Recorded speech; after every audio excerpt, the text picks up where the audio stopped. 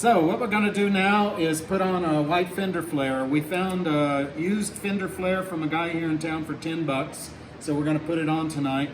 And in order to get the new fender flare on, you have to get these fender flare holder brackets loosened up a little bit so a new fender flare can snap on it. So what it takes to get in here is a 10 millimeter socket, but you need a deep socket and come in behind here. Now, we already sprayed some Croil on these threads here a couple of days ago because we know that almost always these threads get corroded back here and you start trying to get it off and you'll break off the nut onto the stud. So sometimes you got to be real careful. This one's a little bit hard, so I'm going to go back and forth a little bit to make sure that I try and get the threads to loosen up. So I got them loosened up, it didn't break, so there we go.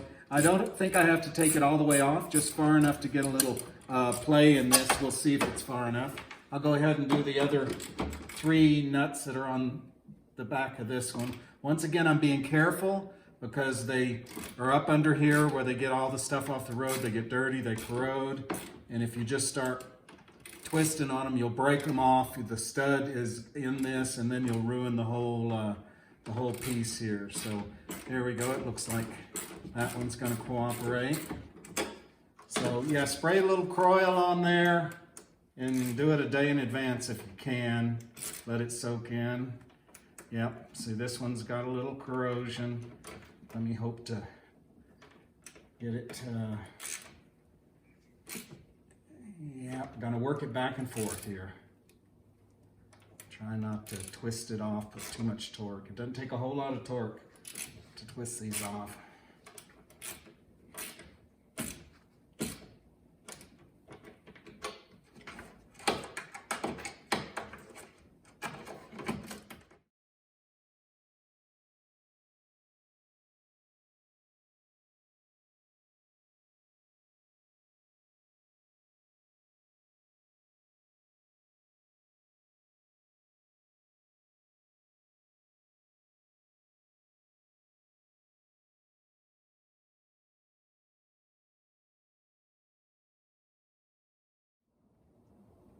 So we got it back on now.